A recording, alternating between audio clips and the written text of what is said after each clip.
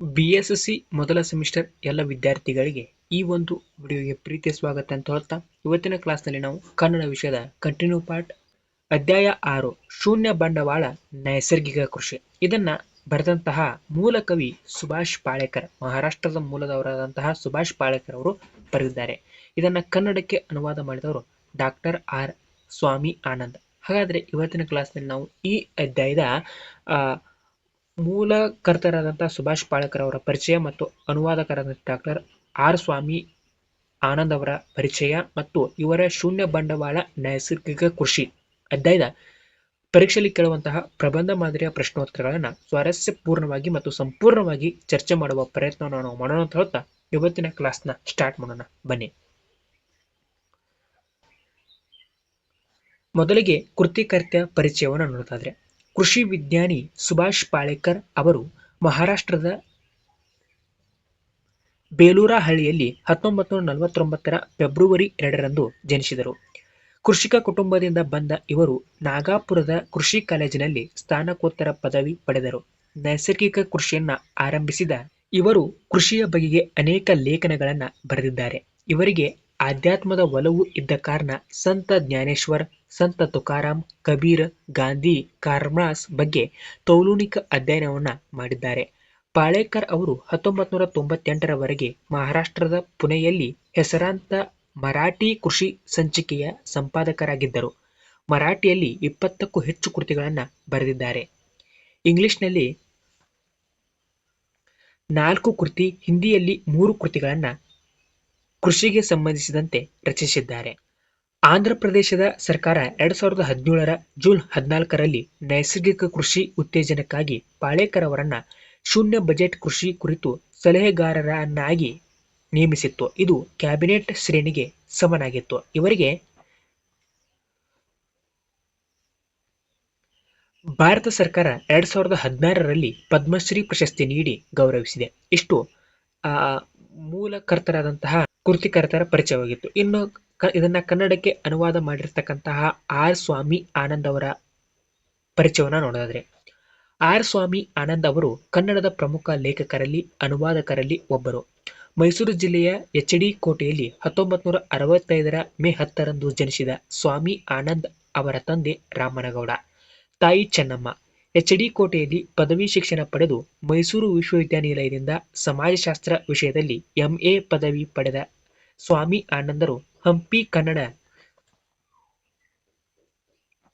ವಿಶ್ವವಿದ್ಯಾಲಯದಿಂದ ಮೋಗಳ್ಳಿ ಗಣೇಶ್ ಅವರ ಮಾರ್ಗದರ್ಶನದಲ್ಲಿ ಕರ್ನಾಟಕ ದೇಶಿ ಕೃಷಿ ಜ್ಞಾನ ಪರಂಪರೆಗಳು ಎಂಬ ವಿಷಯದಲ್ಲಿ PhD ಪದವಿ ಪಡೆದಿದ್ದಾರೆ. ಸ್ವಾಮಿ ಆನಂದರು ಲಂಕೇಶ್ ಪತ್ರಿಕೆಯಲ್ಲಿ 15 ವರ್ಷ ಹಾಗೂ ಅಗ್ನಿ ಪತ್ರಿಕೆಯಲ್ಲಿ 3 ವರ್ಷಗಳ ಕಾಲ ಪತ್ರಕರ್ತರಾಗಿ ಕಾರ್ಯನಿರ್ವಹಿಸಿದ್ದಾರೆ. ಸದ್ಯ ಇವರು ಕರ್ನಾಟಕ ರಾಜ್ಯ ನೈಸರ್ಗಿಕ ಕೃಷಿ ಆಂದೋಲನದ ರಾಜ್ಯ ಸಂಚಾಲಕರಾಗಿ ಕಾರ್ಯನಿರ್ವಹಿಸುತ್ತಿದ್ದಾರೆ. ಇನ್ನು ಇವರ ಕೃತಿಗಳನ್ನ ನೋಡೋದಾದ್ರೆ, ನೈಸರ್ಗಿಕ ಕೃಷಿ, ಗುಡ್ಡಗಾಡಿನ ಕೃಷಿ ಕೋಗಿಲೆಗಳು, ಬೆಳೆ ಬೆಳೆಯುವ ವಿಜ್ಞಾನ, ಅಪೂರ್ವ ಕೃಷಿ ಕ್ರಾಂತಿ, ಶೂನ್ಯ ಬಂಡವಾಳ ನೈಸರ್ಗಿಕ ಕೃಷಿ ಮುಂತಾದವು ಸ್ವಾಮಿ ಆನಂದರ ಕೃತಿಗಳು. ಇವರ ಶೂನ್ಯ ಬಂಡವಾಳ ನೈಸರ್ಗಿಕ ಕೃಷಿ ಕೃತಿಗೆ ಕರ್ನಾಟಕ ಸಾಹಿತ್ಯ ಅಕಾಡೆಮಿ ಪ್ರಶಸ್ತಿ ದೊರೆತಿದೆ. ಇಷ್ಟು ಎರಡೂ ಕವಿಗಳ ಇಬ್ಬರು ಕೃತಿಕರ್ತರ ಪರಿಚಯವಾಗಿತ್ತು. ಮುಂದುವರೆದು ಇವರ ಅಧ್ಯಾಯದ ಪ್ರಬಂಧ ರೂಪದ ಪ್ರಶ್ನೋತ್ತರಗಳನ್ನ ನೋಡೋದಾದ್ರೆ, ಪ್ರಶ್ನೆ ನಂಬರ್ 1, ಶೂನ್ಯ ಬಂಡವಾಳ ನೈಸರ್ಗಿಕ ಕೃಷಿ ಲೇಖನದ ಸ್ವಾರಸ್ಯವನ್ನ ನಿರೂಪಿಸಿ.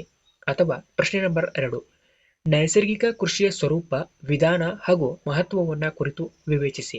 ಅಥವಾ ಪ್ರಶ್ನೆ ನಂಬರ್ 3, ಸಮೃದ್ಧಿ ಬೆಳೆಯ ಉತ್ಪಾದನೆಯಲ್ಲಿ ನೈಸರ್ಗಿಕ ಕೃಷಿಯ ಪಾತ್ರವೇನು? ಪ್ರಸ್ತುತ ಲೇಖನದ ಹಿನ್ನೆಲೆಯಲ್ಲಿ ಚರ್ಚಿಸಿ. ಈ 3 ಪ್ರಶ್ನೆಗಳಿಗೆ ಒಂದು ಸ್ವಾರಸ್ಯವಾದಂತಹ ಉತ್ತರವನ್ನು ನೋಡೋದಾದ್ರೆ, ಉತ್ತರ ಶೂನ್ಯ ಬಂಡವಾಳ ನೈಸರ್ಗಿಕ ಕೃಷಿ ಸುಭಾಷ್ ಪಾಳೇಕರರ ಒಂದು ಪ್ರಮುಖ ಲೇಖನ. ಹೆಸರೇ ಸೂಚಿಸುವಂತೆ ನೈಸರ್ಗಿಕ ಕೃಷಿಯ ಮಹತ್ವವನ್ನು ಪ್ರತಿಪಾದಿಸುವುದು ಈ ಲೇಖನದ ಮೂಲ ಆಶಯ ತಿರುಳು. ಭಾರತ ಹಳ್ಳಿಗಳ ರಾಷ್ಟ್ರ, ರೈತನೇ ಭಾರತದ ಬೆನ್ನೆಲುಬು. ಆತ ಬೆಳೆದ ಬೆಳೆ ಆರೋಗ್ಯಕರ ಬೆಳೆಯಾಗಿದ್ದರೆ ದೇಶವೇ ಸುಭಿಕ್ಷವಾಗಿರಲು ಸಾಧ್ಯ. ಆರೋಗ್ಯಕರ ಬೆಳೆಗೆ ನೈಸರ್ಗಿಕ ಕೃಷಿಯೇ ಮೂಲ ಆಧಾರ. ರೈತರು ರಾಸಾಯನಿಕ ಗೊಬ್ಬರಗಳನ್ನು ಬಳಸಿ ಕೃಷಿ ಚಟುವಟಿಕೆಯಲ್ಲಿ ತೊಡಗುವುದರ ಬದಲು ಸಾವಯವ ನೈಸರ್ಗಿಕ ಕೃಷಿಯಲ್ಲಿ ಶೂನ್ಯ ಬಂಡವಾಳವನ್ನು ಹೂಡಿ ಹೆಚ್ಚಿನ ಲಾಭ ಮತ್ತು ಆರೋಗ್ಯ ಪಡೆಯುವತ್ತ ರೈತರು ಮುಂದಾಗಬೇಕು ಎಂಬುದು ಈ ಲೇಖನದ ಉದ್ದೇಶ.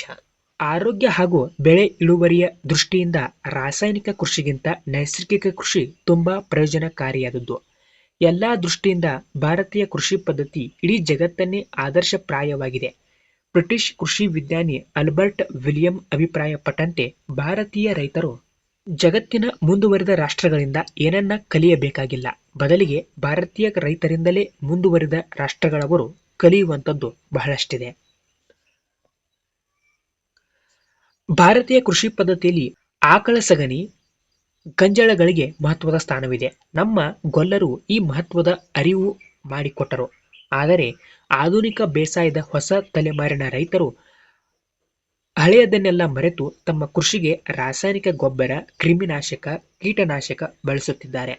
ರಾಸಾಯನಿಕ ಗೊಬ್ಬರ, ಕೀಟ ಹಾಗೂ ಕೀಟನಾಶಕಗಳ ವ್ಯಾಪಕ ಬಳಕೆಯಿಂದ ಅನಾರೋಗ್ಯಕರ ಸಮಾಜ ನಿರ್ಮಾಣವಾಗುತ್ತಿದೆ. ಶೂನ್ಯ ಬಂಡವಾಳ ನೈಸರ್ಗಿಕ ಕೃಷಿಯ ಪದ್ಧತಿಯಲ್ಲಿ ಸುಭಾಷ್ ಪಾಳೇಕರರು ಬೀಜಾಮೃತ, ಜೀವಾಮೃತ ಸಿದ್ಧಪಡಿಸುವ ವಿಧಾನ, ಹೊದಿಕೆ ಹಾಗೂ ಆರ್ದ್ರತೆ ಎಂಬ 4 ಪ್ರಕಾರಗಳನ್ನ ಮಾಡುತ್ತಾರೆ. ಇವು ನಿಸರ್ಗ ಕೃಷಿಯಲ್ಲಿ ನಿರ್ಣಾಯಕ ಪಾತ್ರವನ್ನ ವಹಿಸುತ್ತವೆ. ನಿಸರ್ಗ ಕೃಷಿಯಲ್ಲಿ ಮಣ್ಣಿನ ಗುಣ ಸ್ವಭಾವ, ಸ್ಥಳೀಯ ಹವಾಗುಣ ಯಾವುದಿದ್ದರೂ ನಡೆಯುತ್ತದೆ. ನಿಸರ್ಗ ಕೃಷಿಯಲ್ಲಿ ಉಳುಮೆಯ ಅಗತ್ಯವಿಲ್ಲ. ಉಳುಮೆ ಮಾಡದೆ ಫಸಲು ಬಿತ್ತುವ ಕ್ರಿಯೆಗೆ ತೊಡಗಬಹುದು. ಬಿತ್ತುವ ಬೀಜ, ನೆಡುವ ಸಸಿಯ ಮೇಲೆ ಉಳುಮೆಯ ಬೇಕು ಬೇಡಗಳ ನಿರ್ಧಾರವಾಗುತ್ತವೆ. ಉದಾಹರಣೆಗೆ, ತೋಟ ಮಾಡಬೇಕೆಂದರೆ ಅಲ್ಲಿ ಶುರುವಿನಿಂದಲೇ ಉಳುಮೆ ಬೇಕಾಗಿಲ್ಲ. ತೋಟ ಮಾಡುವ ಭೂಮಿ ಕಾಡು ಭೂಮಿಯಾಗಿದ್ದರಂತೂ ಇನ್ನೂ ಒಳ್ಳೆಯದು. ಫಸಲಿಗೆ ನೆರವಾಗುವ ಗಿಡ ಮರಗಳನ್ನ ಬಿಟ್ಟು ಉಳಿದೆಲ್ಲವನ್ನ ಬೇರು ಸಹಿತ ಕಿತ್ತರೆ ಸಾಕು. ಹಳ್ಳ ಕೊಳ್ಳಗಳಿದ್ದರೆ ಅವುಗಳನ್ನ ಮುಚ್ಚುವ ತೊಂದರೆ ಬೇಕಿಲ್ಲ. ಭೂಮಿ ಮಟ್ಟವಾಗಿ ಸಮತಟ್ಟಾಗಿದ್ದರೆ ಸಾಕು. ರಾಸಾಯನಿಕ ಕೃಷಿಯಲ್ಲಿ ಬೀಜೋಪಚಾರಕ್ಕಾಗಿ ಬಳಸಲಾಗುವ ಬಯೋಸ್ಟಿನ್ ಹಾಗೂ ಗೆದ್ದಲು ನಾಶಕ್ಕಾಗಿ ಬಳಸಲಾಗುವ ಫೋರೇಟ್ ಇವು ತುಂಬಾ ವಿಷಕಾರಿ. ಯಾದುದರಿಂದ ಇವುಗಳನ್ನ ಬಳಸದಿರುವುದೇ ಒಳ್ಳೆಯದು. ಗೆದ್ದಲು, ಹಾವು, ಹಲ್ಲಿ, ಇಲಿ, ಕಪ್ಪೆ, ಕಾಡು ಬೆಕ್ಕು ಮುಂತಾದವು ಬೇಸಾಯ ಭೂಮಿಯ ಅವಿಭಾಜ್ಯ ಅಂಗ. ಹಾಗೆ ನೋಡಿದರೆ ಗೆದ್ದಲು ನಿಜಕ್ಕೂ ರೈತನ ಮಿತ್ರ. ಕೃಷಿಯಲ್ಲಿ ಎರೆಹುಳು ಹಾಗೂ ಗೆದ್ದಲು ಹುಳುಗಳಿಗೆ ತುಂಬಾ ಪ್ರಾಮುಖ್ಯತೆ ಇದೆ. ಆದರೆ ನೈಸರ್ಗಿಕ ಕೃಷಿಯಲ್ಲಿ ಬೀಜ ಬಿತ್ತುವಾಗ ಈ ಪರಿಚಯ, ಬಯೋಸ್ಟಿನ್, ಫೋರೇಟ್ ವಿಷಯಗಳನ್ನ ಮಣ್ಣು ಮತ್ತು ಬೀಜಗಳಿಗೆ ಬೆರೆಸಬೇಕಾದ ಅಗತ್ಯವಿಲ್ಲ. ಪಾಳೇಕರರ ಬೀಜಾಮೃತ ನಿಸರ್ಗಕ್ಕೆ ಯಾವ ಹಾನಿಯನ್ನುಂಟು ಮಾಡದೆ ಬಿತ್ತಿದ ಬೀಜವನ್ನ ಸಂರಕ್ಷಿಸುತ್ತದೆ.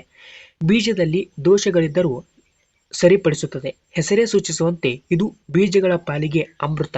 ಹಾಗೆಯೇ ತನ್ನ ಬಾಳಸಿರಿ ಅರಸುವ ರೈತನ ಪಾಲಿಗಿದು ಭರವಸೆಯ ಆಶಾಕಿರಣ. ವಾಸ್ತವವಾಗಿ ಸಗಣಿ ಗೊಬ್ಬರವೂ ಅಲ್ಲ, ಬೆಳೆಗಳಿಗೆ ಅನ್ನವೂ ಅಲ್ಲ, ಬದಲಿಗೆ ಅದೊಂದು ಜೀವ ಅಣುಗಳ ಸಮುಚ್ಚಯ. ಸಗಣಿಯಲ್ಲಿರುವ ನಾನಾ ಬಗೆಯ ಜೀವಾಣುಗಳ ಮಣ್ಣಿನಲ್ಲಿರುವ ಪೋಷಕಾಂಶ ಹಾಗೂ ಗಿಡದ ಬೇರುಗಳ ನಡುವೆ ವಾಹಕ ಪಾತ್ರ ವಹಿಸುತ್ತವೆ. ಈ ಹಿನ್ನೆಲೆಯಲ್ಲಿ 1 ಎಕರೆ ಬೆಳೆಗೆ ಎಷ್ಟು ಜೀವಾಣುಗಳ ಅಗತ್ಯವಿದೆ ಎನ್ನುವುದು ಇಲ್ಲಿ ಮುಖ್ಯವೇ ಹೊರತು ಗಾಡಿಗಟ್ಟಲೆ ಕೊಟ್ಟಿಗೆ ಗೊಬ್ಬರ, ಟನ್ಗಟ್ಟಲೆ ಕೆರೆಗೂಡು, ಮೂಟೆಗಟ್ಟಲೆ ನೈಟ್ರೋಜನ್, ಪೊಟ್ಯಾಷ್ ಹಾಗೂ ಫಾಸ್ಫರಸ್ ಸುರಿಯುವುದು ಮುಖ್ಯವಲ್ಲ. ಪಾಳೇಕರರು ನೈಸರ್ಗಿಕ ಕೃಷಿಯಲ್ಲಿ ಜೀವಾಮೃತ ಮುಖ್ಯವಾದದ್ದು. 10 ಕೆಜಿ ಸಗಣಿ, 5 ಲೀಟರ್ ನಿಂದ 10 ಲೀಟರ್ ವರೆಗೆ ಗಂಜಳ, 2 ಕೆಜಿ ಬೆಲ್ಲ ಅಥವಾ 5 ಲೀಟರ್ ಕಬ್ಬಿನ ಹಾಲು, 2 ಕೆಜಿ ಕಡಲೆ ಹಿಟ್ಟು ಅಥವಾ ಯಾವುದೇ ದ್ವಿದಳ ಧಾನ್ಯಗಳ ಹಿಟ್ಟು, 1 ಹಿಡಿ ಮಣ್ಣು, ಹೊಲ, ಗದ್ದೆ ಅಥವಾ ತೋಟದ ಬದುವಿನ ಮಣ್ಣು, ಜೊತೆಗೆ 200 ಲೀಟರ್ ನೀರು. ಇವನಿಷ್ಟು ಕೂಡಿದರೆ ಜೀವಾಮೃತ ಸಿದ್ಧವಾಗುತ್ತದೆ. ಈ ಜೀವಾಮೃತದಲ್ಲಿ ಬೆಳೆಗೆ ಪೋಷಕಾಂಶಗಳನ್ನ ಕೊಡುವ ಜೀವಾಣುಗಳು ಸೃಷ್ಟಿಯಾಗುತ್ತವೆ. ನಿಸರ್ಗ ಕೃಷಿಯ 3ನೆಯ ಪ್ರಕಾರ ಹೊದಿಕೆ ನಿಸರ್ಗ ಗುರುತ್ವಾಕರ್ಷಣ ಮತ್ತು ಕೇಶಾಕರ್ಷಣ ಬಲಗಳಿಂದ ಮಾತ್ರವಲ್ಲದೆ ಮತ್ತೊಂದು ರೀತಿಯಲ್ಲಿ ಗಿಡ ಮರಗಳನ್ನ ಸಂರಕ್ಷಿಸುತ್ತದೆ. ಸಾಮಾನ್ಯವಾಗಿ ಬೇಸಿಗೆಯಲ್ಲಿ ಧೂಳು ಜಾಸ್ತಿ.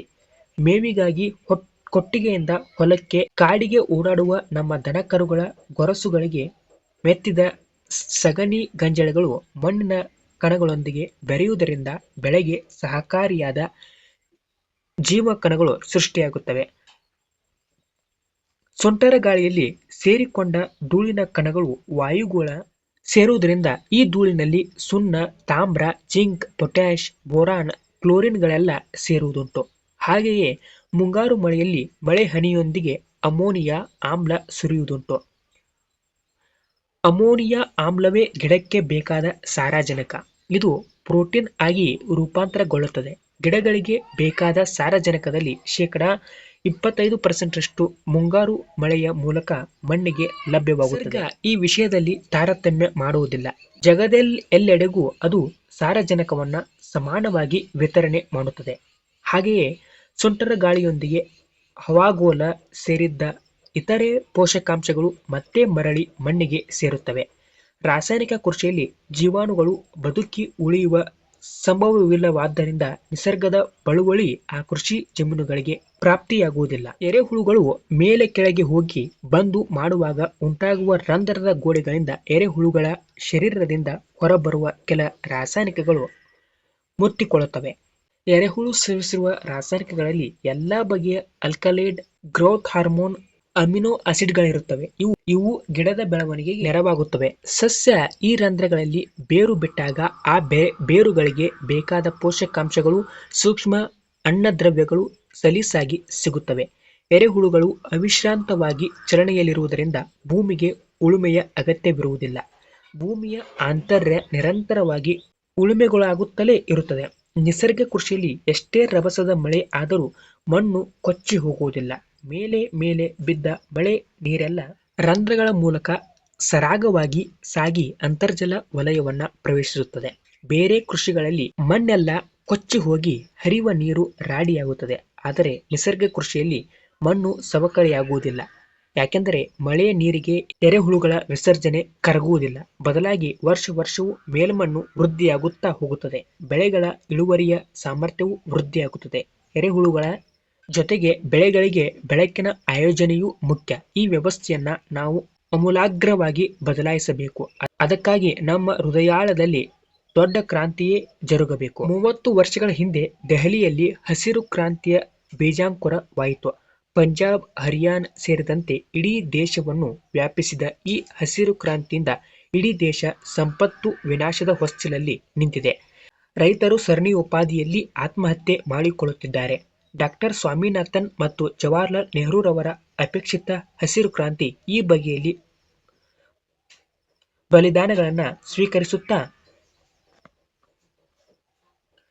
ಸಾಗಿದೆ. ಅಲ್ಲಿನ ರೈತ ಎಂಡೋಸಲ್ಫಾನ್ ಕುಡಿದು ಸಾಯುತ್ತಾನೆ. ಇದು ಹಸಿರು ಕ್ರಾಂತಿಯ ಪರಿಣಾಮ. ಈ ಕ್ರಾಂತಿಯನ್ನ ನಾವು ಈಗ ಧೂಳಿಪಟ ಮಾಡಬೇಕಾಗಿದೆ ಎಂಬುದು ಇಷ್ಟು ಈ ಅಧ್ಯಾಯದ ಪ್ರಬಂಧ ಮಾದರಿಯ ಪ್ರಶ್ನೋತ್ತರಗಳಿಗೆ ಸ್ವಾರಸ್ಯವಾದಂಥ ಉತ್ತರಗಳಾಗಿತ್ತು ಅಂತ ಹೇಳ್ತಾ, ಮತ್ತೆ ಮುಂದಿನ ಕ್ಲಾಸ್ನಲ್ಲಿ ಇದರ ಮುಂದುವರೆದ ಟಿಪ್ಪಣಿ ಭಾಗ, ಸಂದರ್ಭ ಸ್ಪಷ್ಟೀಕರಣ, 1 ಅಂಕದ ಪ್ರಶ್ನೋತ್ತರಗಳನ್ನ ಮುಂದಿನ ಕ್ಲಾಸ್ನಲ್ಲಿ ಸಂಪೂರ್ಣವಾಗಿ ಸ್ವಾರಸ್ಯಪೂರ್ಣವಾಗಿ ಡಿಸ್ಕಷನ್ ಮಾಡೋಣ.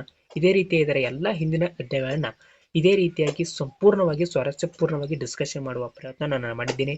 ಇದೇ ರೀತಿ ಎಲ್ಲ ಕ್ಲಾಸ್ಗಳು ಬೇಕಾಗಿದೆ ತಪ್ಪದೆ ಚಾನಲ್ಗೆ ಸಬ್ಸ್ಕ್ರೈಬ್ ಆಗಿ ನೋಟಿಫಿಕೇಶನ್ ಅನ್ನು ಆನ್ ಮಾಡ್ಕೊಳ್ಳಿ ಅಂತ ಹೇಳ್ತಾ ಇವತ್ತಿನ ಕ್ಲಾಸ್ಗೆ ವಿರಾಮವನ್ನು ಕೋರ್ತಿದ್ದೇನೆ. ಎಲ್ಲರಿಗೂ ನಮಸ್ಕಾರ. ಜೈ ಹಿಂದ್, ಜೈ ಕರ್ನಾಟಕ ಮಾತೆ.